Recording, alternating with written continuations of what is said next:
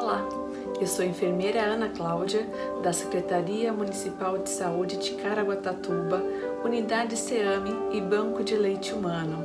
E é com alegria que eu venho convidá-los a participar do nosso terceiro Fórum de Aleitamento Materno.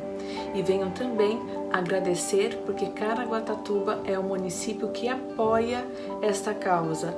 Nós temos em nosso município o Banco de Leite Humano, que ajuda a UTI neonatal de Caraguatatuba e também promove o apoio às mães com dificuldade para amamentar. Temos a possibilidade também de amamentar nas creches, isso mesmo, as creches de Caraguatatuba têm um cantinho da amamentação e isso favorece muito as mães que precisam fazer essa adaptação na creche. Elas vão passar por um processo de apoio também pela Secretaria Municipal de Educação. Então, nós viemos trazer informação sobre esses benefícios desse aleitamento e vamos contar com uma palestra muito legal, com bastante conteúdo do nosso doutor neonatologista, Dr. Fábio, da UTI neonatal aqui de Caraguatatuba. Vamos participar e vamos comemorar com a gente a Semana Mundial de Aleitamento Materno, o nosso Agosto Dourado, o mês da amamentação. Eu faço parte do grupo de doação de leite materno. Em uma das minhas gestações, eu precisei da doação de leite, porque eu fiquei muito nervosa, muito estressada por causa da situação, com muito medo, e a minha filha recebeu o leite doado. E com isso eu fiquei extremamente grata. E hoje eu resolvi fazer parte desse grupo, onde eu sou doadora, sou muito feliz em salvar vidas e saber que eu estou contribuindo com a doação para outras crianças, né? Então faça parte desse grupo, doe você também.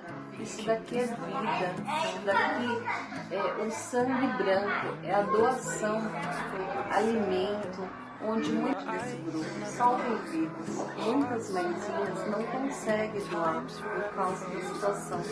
Então a gente tem a facilidade, o conforto de nossas casas. Vamos fazer o bem, vamos doar leite. Leite é vida. Agora é hora de eu alimentar o meu bebê. Vem, filho.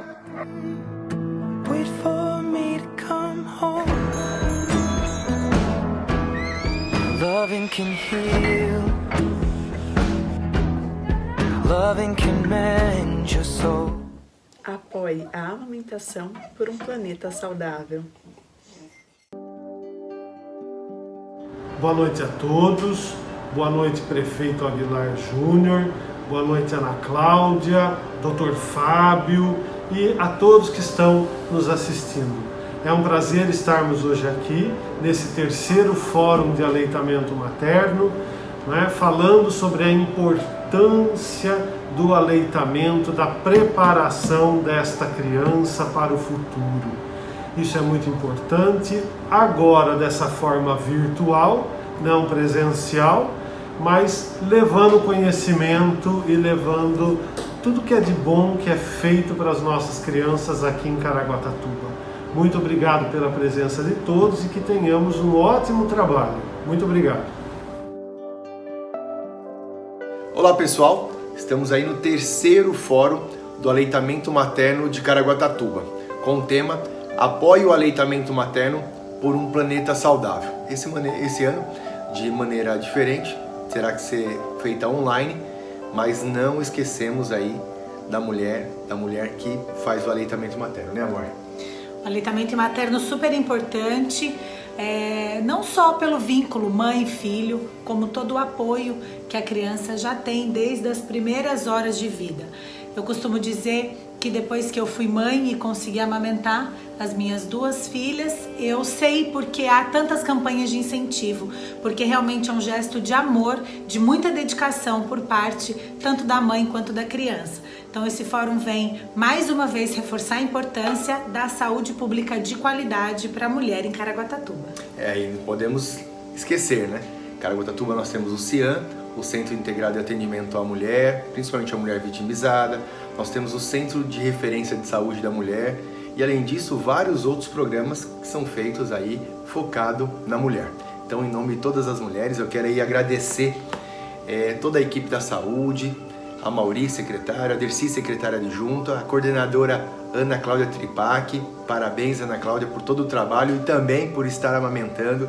Eu tenho certeza que vai ser uma grande oportunidade para todas as mulheres entenderem e cada vez mais difundirem a cultura do aleitamento materno. A gente não pode deixar de destacar também a ação do Banco de Leite, que acontece dentro do CIAN em Caraguatatuba. Todo o processo é feito com muito carinho. Então, para as mães que tenham esse incentivo de apoiar outras crianças e a gente possa aí cada vez mais aprimorar o atendimento na rede pública do município.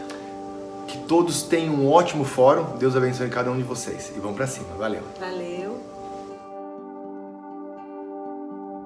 Como vão todos? Espero que bem. E se cuidando nessa pandemia.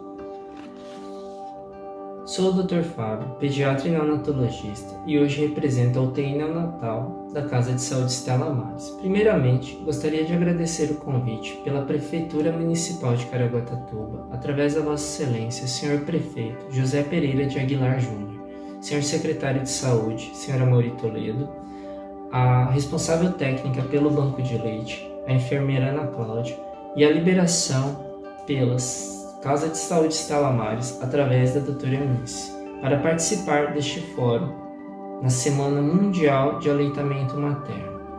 Então, por que escutamos falar tanto a respeito desse tal de aleitamento materno e que existe ênfase e processos e ações principalmente do Ministério da Saúde e da Organização Mundial de Saúde, sempre enfatizando essa ação, a do aleitamento materno.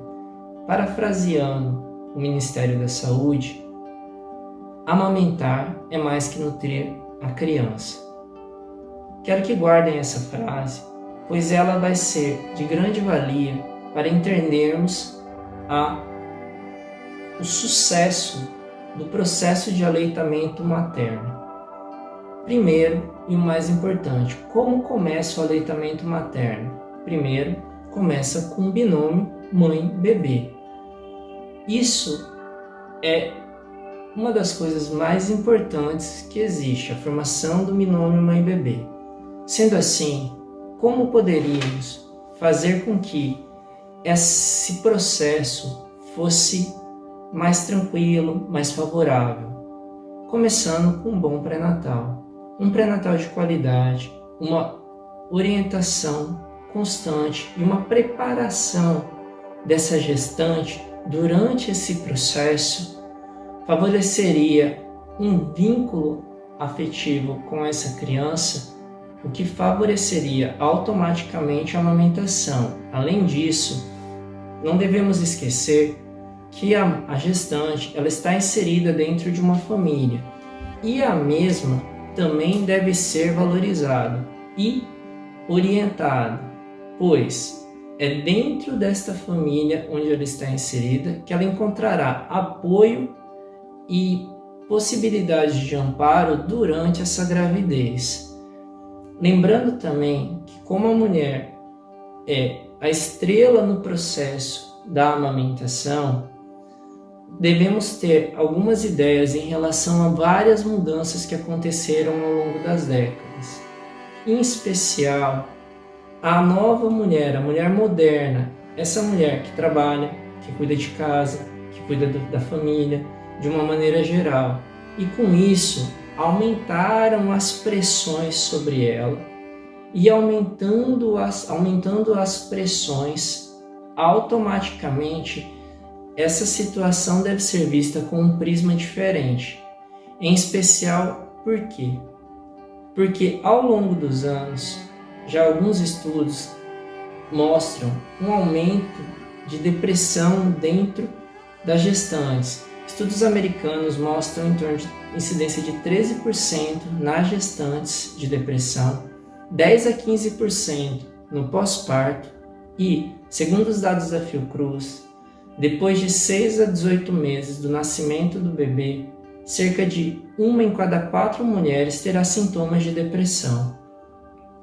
Pensando assim, sempre gosto de reforçar que a informação, a orientação são as melhores formas para que nós consigamos um aleitamento materno adequado, uma relação afetiva mãe-bebê adequada, uma relação mãe, bebê e família adequada, pois uma amamentação ideal passa também por um ambiente ideal, lembrando sempre disso, tá?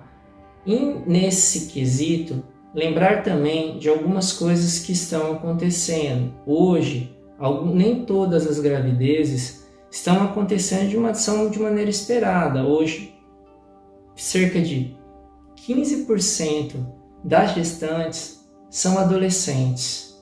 E dados hoje de como essa nova mulher, ela não é mais criada como há 50, 60 anos atrás, apenas para ser dona de casa, ela é criada para ser independente. Isso causa grandes conflitos, pois a adolescência já é um período de conflito natural, somado a uma gestação inesperada, pode acarretar aí grandes problemas, entre eles a dificuldade da amamentação. Espero que, considerando esses dados, consigamos aí, para nós profissionais de saúde, entender a importância da atenção primária em relação às gestantes para um sucesso posterior no aleitamento materno. Entre outros quesitos aí, salvo essa parte, agora iniciaremos na parte mais técnica, em termos de valor nutricional do leite materno, tá? O porquê de tanta ênfase, de tantos estudos, tá? O leite materno ele é extremamente específico. Por exemplo, o próprio colostro, que é aquele primeiro leite, entre aspas, que as mães costumam achar meio aguado, ele é rico em substâncias protetoras para o bebê, para evitar infecções. Ele tem algumas substâncias de caráter laxativo para, com isso, favorecer a saída do primeiro cocô, o mecônio, e evitar aí icterícias. Ao longo da evolução, esse leite vai mudando sua composição, mas ele mesmo assim mantém nutrientes e concentrações de proteína, vitaminas, sais minerais em quantidades ideais para a proteção desse bebê. Um exemplo clássico é que na mãe de prematuro, o leite materno ele tem uma concentração maior de substâncias protetoras, gordura, para que, como se o organismo entendesse que aquele bebê precisa de um leite diferenciado. Então, nessa situação, o que mais a gente pode ter? Além do valor nutricional, a gente tem esse fator protetor contra infecções do leite materno.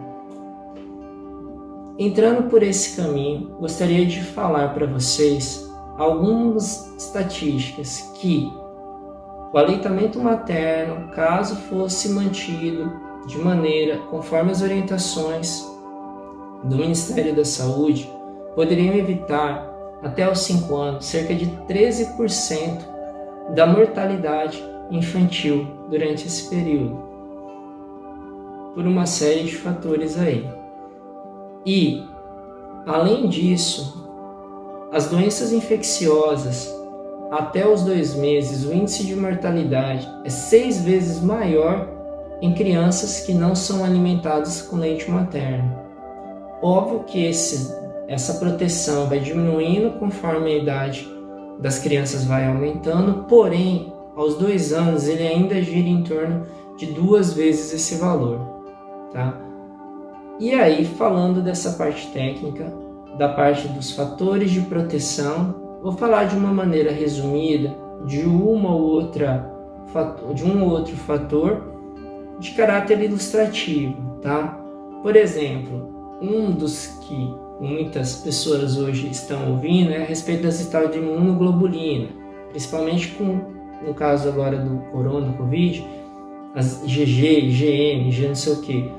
Então, IG é imunoglobulina. Especificamente no leite materno, óbvio que tem as outras, mas uma em especial ela é mais falada, que seria a tal da IgA secretora. Por quê?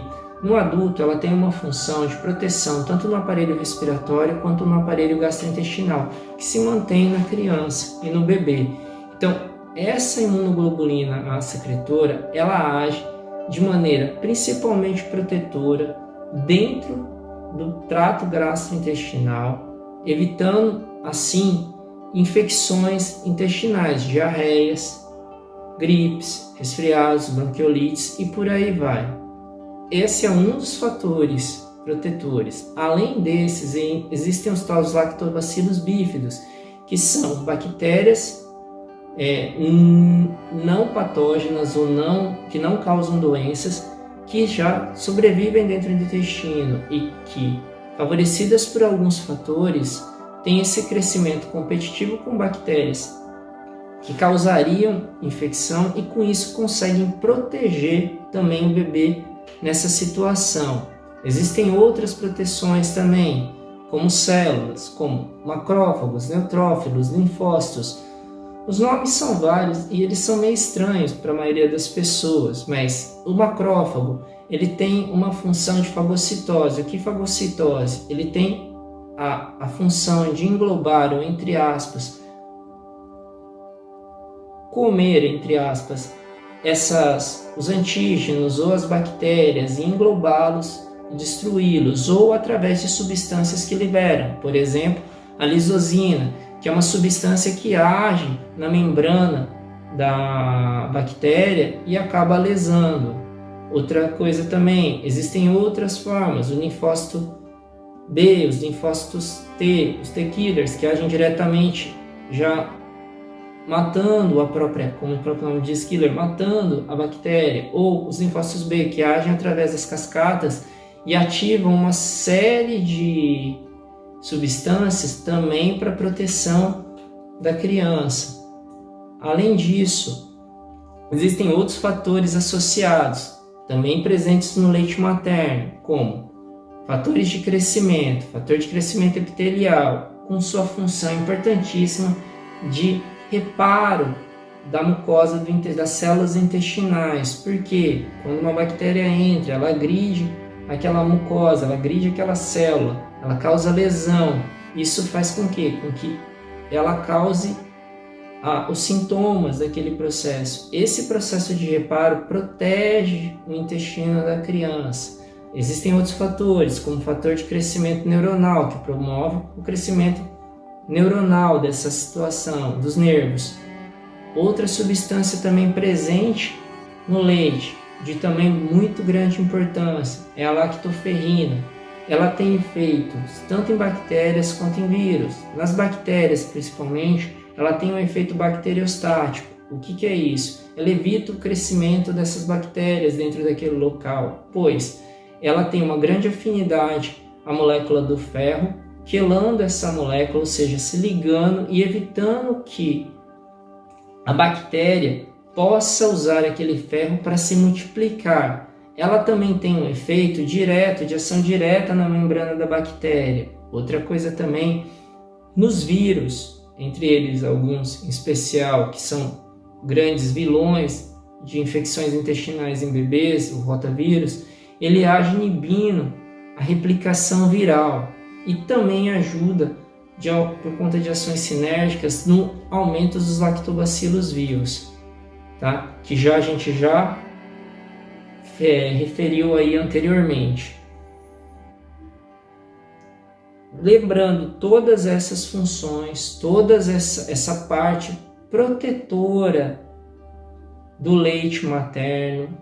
Entre essas existem outras substâncias também presentes no leite, fora as que eu citei, outras imunoglobulinas, outras células, outras substâncias que também agem nesse processo e que evitam com isso as infecções, principalmente respiratórias e gastrointestinais, no bebê, ou seja, evitam otites, bronquiolites, pneumonias, gripes, diarreias e por aí vai. E retomando aquela estatística que eu falei, diminuem a chance de mortalidade do bebê em 6 vezes nos primeiros 2 meses e chegando a 2 vezes até 2 anos em aleitamento, com a criança em aleitamento materno. Se não bastassem essas vantagens protetoras em relação às infecções, nós ainda temos outras vantagens a longo prazo, que somente a parte da infecção e a parte do binômio mãe-bebê já seria uma vantagem. Agora vem a outra. Que a vantagem tem a longo prazo? Existem vários estudos referindo que o aleitamento materno diminui a chance de alergia à proteína do leite de vaca. Outras dermatites atópicas são chamadas alergias de pele, tá? Outros tipos de atopia. Atopia é uma forma que o médico chama as alergias. Por exemplo, rinite é um tipo de atopia.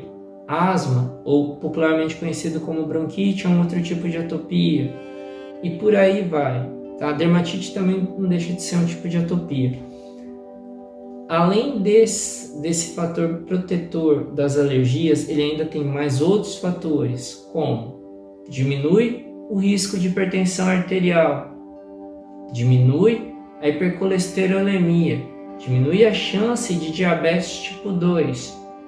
Não satisfeito com essa situação ainda, ele ainda tem outros efeitos protetores. Por exemplo, ele diminui o risco de obesidade. Estudos em crianças maiores de 3 anos, comparativamente amamentadas e não amamentadas, mostrou que a chance de sobrepeso em crianças amamentadas é 22% menor do que numa criança não amamentada, ou sobrepeso ou obesidade, considerando atualmente que a obesidade é um problema de saúde pública, saúde mundial. Acredito que o aleitamento materno seja um grande efeito protetor nessa situação. Não satisfeito ainda, existem estudos referindo que as crianças que são amamentadas com aleitamento materno têm um melhor desenvolvimento cognitivo, observado em diferentes idades, desde a infância, mas tem até a idade adulta. Em um estudo da Universidade de Pelotas, que acompanhou as 3.500 crianças nascidas até 30 anos de idade, mostrou um índice de QI 4 pontos mais altos nas crianças amamentadas e uma maior renda dessas pessoas, comparativamente entre os dois casos. Além desses fatores de proteção a longo prazo do bebê, proteção a curto prazo do bebê, ainda tem os fatores de proteção materna. Por exemplo, a própria ocitocina, que é o hormônio liberado após a sucção do bebê, ele também causa a contração do útero no pós-parto e promove a diminuição do sangramento pós-parto. Além disso, libera endorfina. Endorfina hoje está na moda porque a maioria dos esportistas, o pessoal que corre, faz bike, esse tipo de coisa, sabe da tal da liberação da endorfina, que é uma substância que dá uma sensação de prazer. Óbvio que isso tem o sentido do que? Melhorar a relação do binômio mãe-bebê, para que essa relação seja prazerosa, tanto para os dois lados. Essa substância causa relaxamento, uma sensação de bem-estar. Além disso, estudos comprovam a diminuição do câncer de mama, diabetes tipo 2, hipertensão arterial, câncer de útero, ovário e outros. Nesse quesito, a gente vê tamanho benefício do aleitamento materno que ele tem tanto para a mãe quanto para o bebê. Porém, o mais importante é que esse vínculo seja feito, o vínculo mãe-bebê, que é essencial para um bom aleitamento materno. Mudando em relação e agora puxando para o meu lado da UTI neonatal, eu gostaria de abrir um parênteses aqui e falar em relação ao leite materno pro prematuro, tá? Já falei anteriormente, enquanto a gente estava conversando aqui, a respeito do leite da mãe de bebê prematuro ter concentrações diferentes de gordura, proteína, vitaminas, concentrações diferentes de fatores de proteção, imunoglobulina, celularidades, substâncias, entendeu? Protetoras para o bebê. Qual esse efeito e o porquê? Essas funções fazem com que a mãe do prematuro, que com seu leite, mesmo que em pequenas quantidades, pois as mães dos prematuros, prematuro é um bebê que nasce antes do tempo, tá? O nenê a termo é o que a gente considera, o pessoal chama de nascer de 9 meses. A gente calcula em semanas, então são acima de 37 semanas. Abaixo desse período, que são entre aspas os prematuros de 8 meses para baixo, esses bebês eles são considerados prematuros. Óbvio que tem vários níveis, desde bebês muito pequenos, chegando aí na faixa de 500, 600, 700 gramas, que já passaram pela unidade, que na cabeça da maioria das pessoas nem é uma possibilidade, eles não conseguem imaginar. Para a gente é a nossa rotina, então nossos bebês são pequenos. E o que isso tem a ver com tudo que eu tô falando para vocês? Porque o leite materno, ele tem um fator protetor muito grande para esses bebês. Converso sempre com as mães em relação a isso. Em que sentido? Para que elas, mesmo que ordenem 1, 2, 3 ml, que seja, a gente tente passar esse leite para o bebê, porque esse fator protetor vai evitar um dos maiores complicadores no período de internação do bebê, que são as infecções. Esse leite, com esse fator protetor, vai melhorar e aumentar a chance desse bebê. E aí a gente entra num outro ponto, que é o banco de leite. Aí entra o papel da Ana Cláudia, com banco de leite. Como? Às vezes as mães não produzem volume de leite suficiente para durante aquele período que o bebê está internado dentro da UTI. Então a gente recorre ao leite humano pasteurizado, que é um leite humano processado, onde a Ana Cláudia e sua equipe fazem um trabalho brilhante aqui em Caraguatatuba, ajudando de maneira importantíssima a evolução e a sobrevida dos nossos bebês, conseguindo que esse leite seja fornecido para os nossos bebês prematuros, alguns extremamente pequenos, como eu já falei, com volumes que começam com 1, 2 ml, que chega a soar até estranho para vocês, mas é a nossa realidade, e fazem muita diferença mesmo. Porque todo aquele processo de alergia que a gente conversou para o nenê a termo, vale para o pré-termo. Toda chance de infecção que vale para o nenê a termo, vale para o pré-termo. Mas no pré-termo, o sistema de defesa dele é mais imaturo, então ele tem mais necessidade disso. Óbvio que o sistema de pasteurização diminui um pouco a eficácia protetora do leite materno, mas aí tem outros fatores que podem ajudar e favorecem a utilização. Então, uma coisa que eu faço nessa situação agora é pedir para vocês, mães, que têm uma produção de leite um pouco maior, que têm uma produção de leite acima da média, que se puderem doar esse leite para o nosso banco de leite, vocês estarão salvando vidas. Da mesma forma que uma doação de sangue salva vidas, a doação do leite materno salva vidas também, tá?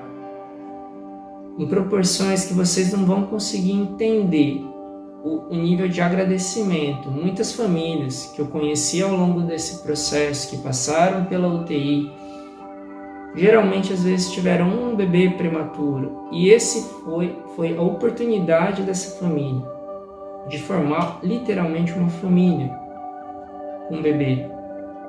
E foi esse leite do banco que fez boa parte da diferença durante o processo. Então, caso vocês consigam, caso vocês possam e tenham disponibilidade de doar, ajudem a UTI a manter o nosso trabalho, ajude a Ana Cláudia a continuar esse sistema brilhante e essa ação que é um ato de carinho e de amor e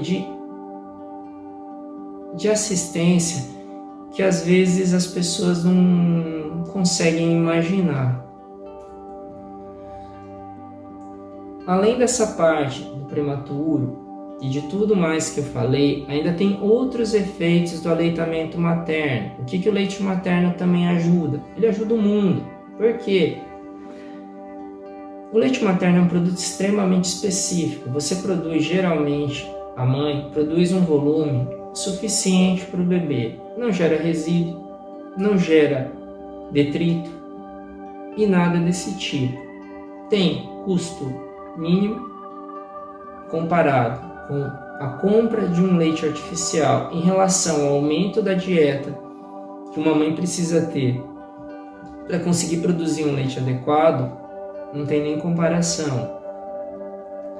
Não gera outros tipos de detrito ou lixos, por exemplo, não é necessário ter mamadeiras, não é necessário bicos, não é necessário latas, embalagens e por aí vai. Com isso, a gente ajuda o mundo a ser um mundo um pouco melhor, ou pelo menos com menos detrito, porque a gente, ainda mais gente que mora aqui em Caraguá, sabe como de vez em quando vem umas latas boiando quando você está na praia, tá? Porém, falado tudo isso, eu gostaria só de enfatizar uma coisa muito específica, que existem indicações, às vezes, para a iniciação de complemento, mesmo em aleitamento materno. Então, existem indicações médicas para que não imaginem que tem que só vai dar leite, ou se às vezes o doutor quiser complementar, ele está fazendo uma abominação. Não, existem situações técnicas onde a gente precisa intervir. Um exemplo clássico é a hipoglicemia, que é onde você já conhece como açúcar baixo, a criança fica um pouco mais maninha, não mama direito por uma série de fatores, tá? E aí é necessária a complementação, vai de acordo com a situação. Alguns nenéns às vezes precisam ir para o soro, outros precisam só de um complemento de leite, mas é uma situação técnica que precisa complementar. Outra coisa também, isso sim vai sendo acompanhado ao longo do processo do aleitamento materno, é a hipogalactia. Algumas mães têm uma produção um pouco menor. Isso tem que ser visto caso a caso. Isso aí, o profissional de saúde que está acompanhando essa mãe e esse aleitamento materno vai ver caso a caso. Por quê? Eu conversei algumas vezes com a Ana Cláudia, onde ela, com as orientações passadas para a mãe, com o acolhimento feito com a mãe e com uma conversa e orientação bem feita, é aquela mãe que parecia estar tendo hipogalactia começa a produzir leite.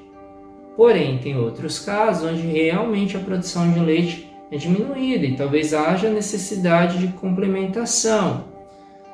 Nesse sentido, eu gostaria de lembrar uma coisa muito importante, que o aleitamento materno, dentre todas as coisas, ele deve ser entendido como um ato de amor. E como todo ato de amor, ele é uma opção. Ele não deve ser uma obrigação.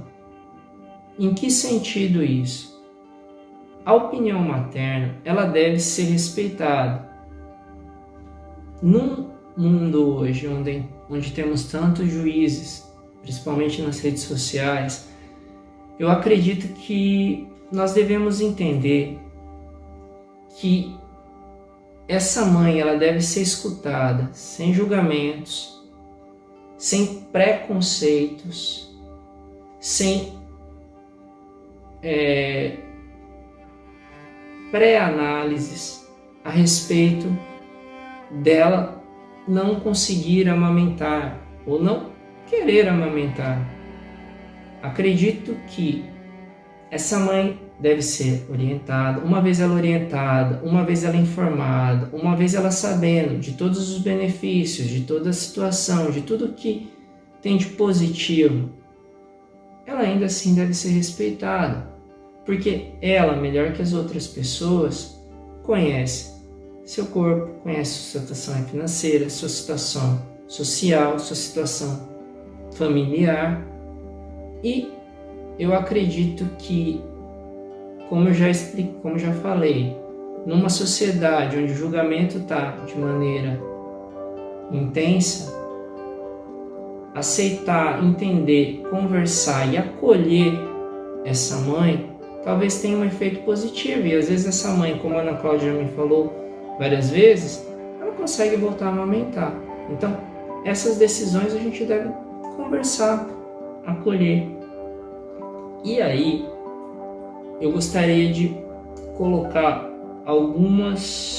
fazer alguns parênteses, mas como um pensamento final, principalmente para vocês, porque eu sei que tem alguns profissionais de saúde ou futuros profissionais de saúde que devem estar ouvindo essa palestra, desse fórum. Vou usar uma frase de Hipócrates: curar quando possível, aliviar quando necessário e consolar sempre. Essa é uma frase importante. Por quê? Para que às vezes a gente entenda que o outro lado, a outra pessoa que está sentada do outro lado da mesa, ou que está sentada do outro lado na maca, ou que está na cama, ou que está em qualquer local, ele está precisando de assistência. Nem sempre a gente vai conseguir curar, mas você pode aliviar, você pode consolar. Nessa época de pandemia, eu acredito que as pessoas conseguiram entender como faz falta um abraço, um acalento, às vezes um tapinha nas costas ou uma conversa com o seu vizinho. Esse é um período onde muitas pessoas estão precisando rever alguns comportamentos, algumas situações. Lembrar também que o outro que você está atendendo, ele não é responsável pelas suas escolhas, pelas suas decisões e pelo seu dia, eles não estar muito agradável. E não deixar que isso influa para que isso gere um atendimento ruim, um atendimento mecânico, técnico. Eu gostaria de sempre enfatizar que tecnicamente, prescrição, eu acho que cada vez mais a gente tem que entender o ser humano como ser humano, com a parte biológica, a parte comportamental, a parte espiritual e religiosa, e aprender a entender e equilibrar e respeitar essa situação, para que vocês possam fazer atendimentos mais humanos e atender como vocês gostariam de ser atendidos. Outra coisa também que eu gostaria de falar é que, assim, aprender, se adaptar e ter que rever seus paradigmas, para alguns que estão começando a carreira, ou eu que já estou mais ou menos no meio da carreira, não é nenhum ponto de vergonha. Não é vergonhoso você parar e falar: eu acho que o que eu estava pensando está errado, ou não está certo, ou pode melhorar principalmente. Se você conseguir olhar dessa forma, você vai entender que quando a gente para de aprender, acho que a gente já começa a morrer.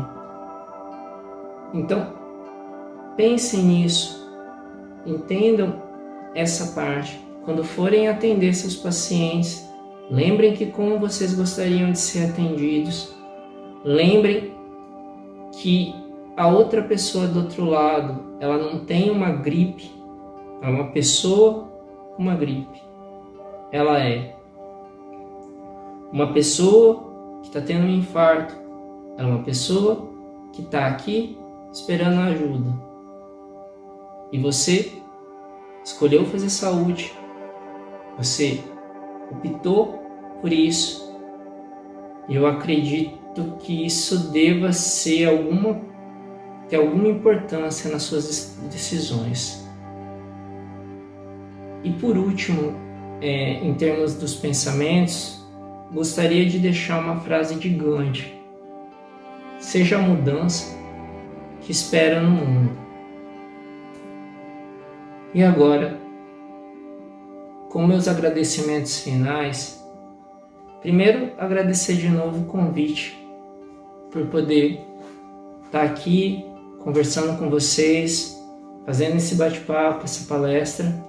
Agradecer a Deus, primeiramente, pelo dom da vida, a minha família, em especial a minha esposa, pela paciência, pelas orações e pelo apoio incondicional recebido ao longo desse tempo. Agradeço a todos, fiquem com Deus e obrigado.